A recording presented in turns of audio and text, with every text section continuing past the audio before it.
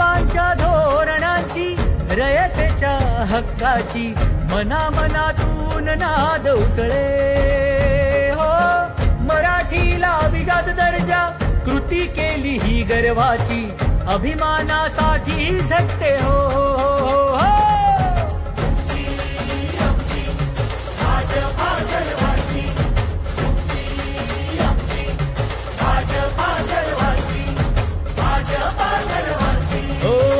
जनकल्याणार्थ आखले समान धोरण, जाती भेदाचे ना कधी केले राजकारण, समाजात बांधले हो समतेचे तोरण.